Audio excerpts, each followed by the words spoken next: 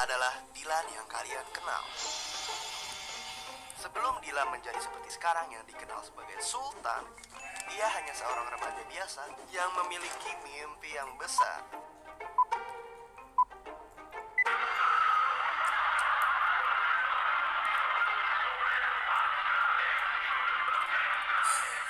Kalian udah kenal gue belum di saat video itu? Kenalin, gue Dylan Maximus Zidane, aka Dylan Pros. Bagi kalian semua yang belum tahu, dulu gue bukan seperti ini. Gue hanya orang biasa kok, remaja biasa yang mempunyai banyak mimpi. Tapi ya, untuk menggapainya tidak semudah itu, susah. Gue bukan lahir dari keluarga orang kaya yang usahanya di mana-mana. Dulu kita ya memang bukan dari keluarga yang berada ya. Saya kerja, papinya kerja, kita saling menopang hidup ya. Itu Dylan lahir pun di kondisi keadaan kita bisa dibilang benar-benar masih kekurangan ya. Saya ingat banget, bahkan waktu mau lahiran Dylan aja, itu papinya aja sampai pinjam uang koperasi. Bukan, gue hanya lahir di keluarga yang sederhana. Dylan besar di keluarga yang sederhana. Untuk beli barang yang dia mau pun, dia harus menabung dengan waktu yang cukup lama.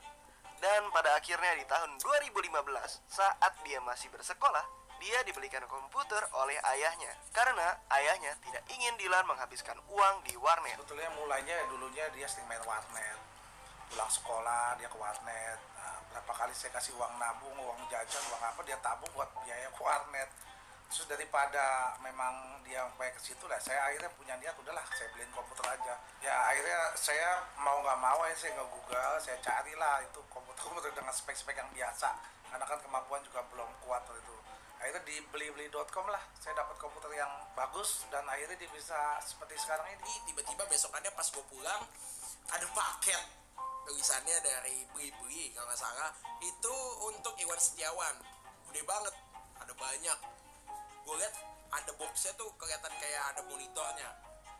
Ya gue diem aja, karena kan itu paketnya atas nama bokap gue, bukan gue, jadi ya udah gitu. Sampai tiba-tiba bokap gue balik, lu udah lihat itu apaan? Ya belum, emang apaan? Dibuka langsung kan di situ. Wah gila, itu gue bangga dan seneng banget. Yang hitungannya ya, walaupun speknya nggak bagus, tapi itu komputer pertama gue dan bener-bener itu gue seneng banget di situ. Jadi kalau kalian mikir gue adalah orang yang dari dulu hidupnya enak, kalian salah. Gue mau mencapai mimpi aja tuh dulu susah banget rasanya. Disitulah Dylan mulai sering bermain game dengan komputer yang spesifikasi rendah. Lalu dia terinspirasi sesudah menonton PewDiePie. How's it going, bro? This is PewDiePie. Dan akhirnya membuat YouTube-nya sendiri. Tapi, apakah perjalanannya semulus itu? Ini anak kecil hebat ya. Mungkin anaknya Meta. Salah. 2 tahun setengah awal gua nge-YouTube, gua gak dapet apa-apa. Gua malah dapet hinaan. Dia remehin orang. Ya seperti itulah, channel YouTube gua dibilang mati. Jangankan penghasilan ada, orang video aja gak ada yang nonton. Sehari subscriber itu bukannya naik, malah turun. Gue dihina sama teman sekolah, bahkan di kelas lain yang gue nggak kenal itu dia ngehina gue di situ. Bener-bener foto gue dijadiin meme. Ini youtuber terkenal nih, youtuber terkenal. Setiap gue lewat ke kelas itu, gue diketawain, dibilang itu temen lu tuh youtuber, song artis gitu. Padahal gue nggak kenapa-napa gitu. Tapi ya gue di situ gue seneng, gue bangga dengan diri gue di situ. Walaupun gue dikatain, gue enggak yang namanya down. Selama 2 tahun dia dihina, diremehkan, dan ditertawakan karena subscribernya tidak bertambah, tapi dia selalu bersyukur dan pantang menyerah. Tahun 2018 mengubah 180 derajat kehidupan Dylan dan keluarganya. Dan dari situ, mulai memiliki banyak subscriber. Oke, kita pakai Alucard guys, hero kesukaan gua. Kenapa gua pakai? Dari 100.000 subscriber menjadi 1 juta subscriber dalam waktu kurang dari setahun.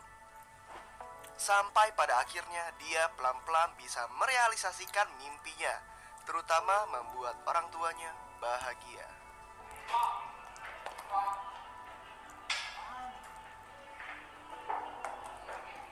Buat siapa? Buat siapa lagi? Hah? Banyak duit anak gue.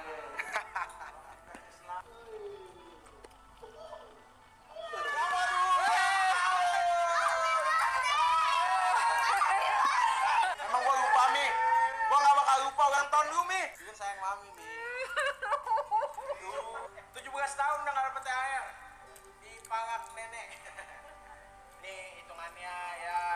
Alhamdulillah cucunya bisa sampai kayak sekarang ya, karena doa oma juga lah ya Maya. Cuma ya Diun tetap masih ingat keluarga nomor satu. Kalau papi dulu nggak nyamperin Diun ke warnet, mana bisa Diun kayak sekarang. Kalau kau bisa Diun kayak sekarang. Papi nggak beliin komputer buat Diun awal-awal bisa jadi YouTuber, mana bisa sampai kayak gini. Itu karena papi loh. Sama sekali nggak pernah dipikirin dan nggak diniatin. Saya pikir dia udah sekolah yang baik, nanti dia SMA, dia kuliah, nggak pernah membayangkan. Cuma karena ngelihat perkembangan anak-anak ya positif, saya suka lihat makin bagus ya, benar-benar nggak dipikirin lah. Tapi sekarang oke lah buat dia. Itu yang menurut saya setiap orang tua harus dukung. Saya sebagai maminya alhamdulillah banget bisa lihat Dylan sampai saat ini. Kalau ingat dulu kita ya memang bukan dari keluarga yang berada ya. Saya kerja, papinya kerja, kita saling sama-sama untuk menopang hidup ya. Gitu. Waktu ke waktu gua tiba-tiba sudah di tahap dimana yang dulu gue mimpikan sudah bisa gue bilang terrealisasikan. 3 tahun sudah berlalu, 2018 Februari itu adalah bisa dibilang tahun dari Dylan Pros ya. Channel YouTube gua mencapai hampir 1 juta subscriber, sudah 1 juta ya nggak salah ya. Ya semua butuh proses, nggak ada yang namanya instan. Akhirnya sampai ke tahun sekarang gue sudah mencapai 6,5 juta subscriber di 2019 ini, dan gue bisa dibilang 4 tahun setengah, hampir 5 tahun survive di YouTube ini, ketika yang lain banyak yang tiba-tiba naik cepat, tiba-tiba naik turun. Gue nyantai-nyantai aja di sini, gue masih survive dan masih bisa membuat video yang cukup berkualitas bagi kalian semua. Mana pernah nyangka sih sampai sini? Dulu gue cuma bisa mimpi, gue megang silver play button, malah dikasih gold play button. Dylan is a 17-year-old gaming creator famous for his Mobile Legends videos. He's also Memang rencana yang di atas mah gak ada yang tahu. Alhamdulillah sudah mencapai tahap itu di saat itu.